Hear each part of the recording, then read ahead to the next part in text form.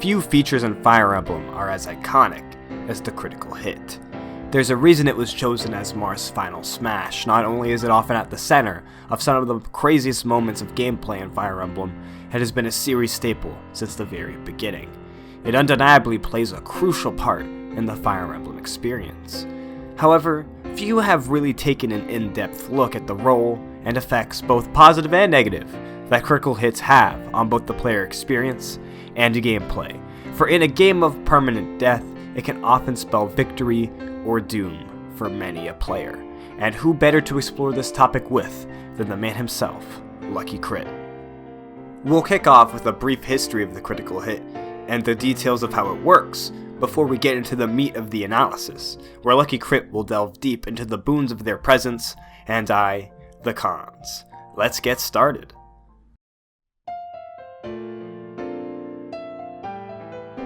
Since day one on the Famicom, Fire Emblem has had critical hits. As one of the first games of its kind, it combined strategy gameplay with RPG mechanics to create the tactical RPG as we know it today. And as such, Fire Emblem inherits many mechanics from both genres it is fusing together. As a staple of the RPG, critical hits came along for the ride in this fusion. Play almost any RPG and it is sure to have some kind of critical system or role. It's one of the most common conventions in the genre. However, Fire Emblem's methodology in calculating critical hits is somewhat unique, so let's make sure we know how they work before we start analyzing them. For simplicity's sake, we'll use the methodology found in the original title.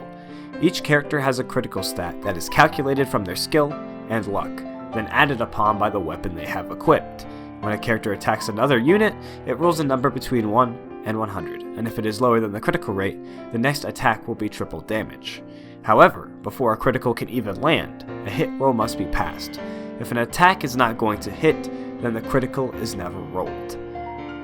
I think that covers the basics of it. I think we can start getting to the meat and bones of the argument here.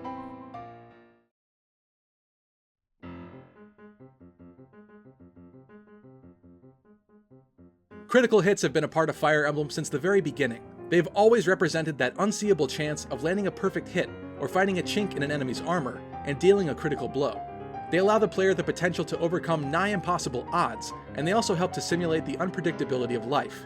No matter how much you plan things out, no matter how many steps ahead of your opponent you are, you simply cannot prepare for every possible outcome, nor can you prevent it. Death on the battlefield is extremely realistic and unavoidable on both sides. Critical hits also help to spice up combat.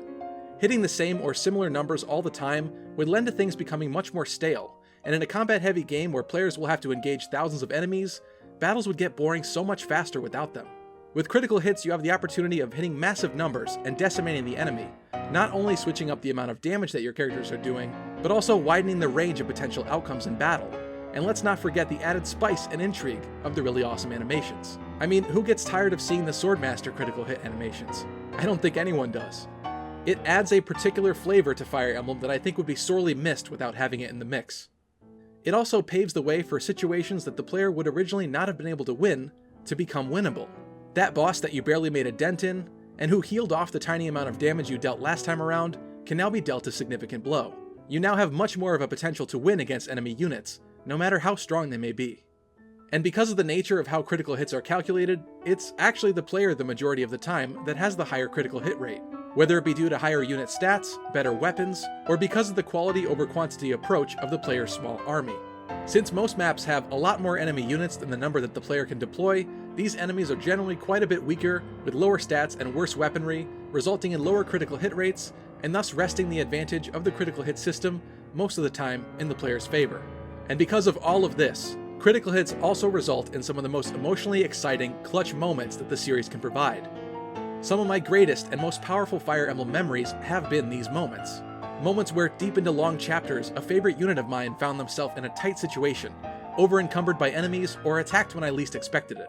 Moments where the enemy would double this character of mine, where my attack was unable to kill them before it was too late. My unit wouldn't survive the second hit. These moments of sheer horror as you realize what's about to happen to this beloved character, and the guilt you feel from having put them in this situation, where you also no longer have the power to stop them from perishing. But with the critical hit system, you still get a chance to fight back. Because of this system, there is still at least the potential of survival, where without it, there'd be no chance at all.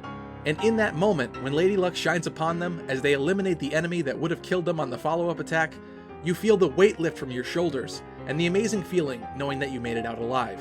Almost as if you've just survived a brush with death yourself. These heart-pounding, cold-sweat moments immerse the player more than any other moments or mechanics in Fire Emblem.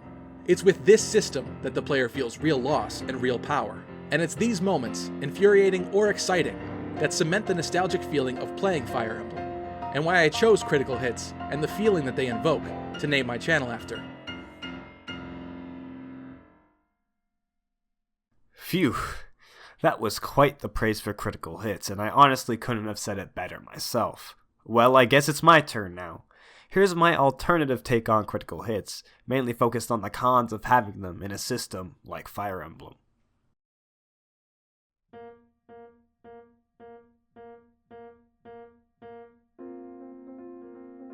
As a tactical RPG, Fire Emblem inherited the critical hit from its RPG predecessors, but unlike most of said predecessors, when a character's HP reaches 0 in Fire Emblem, they are gone for good.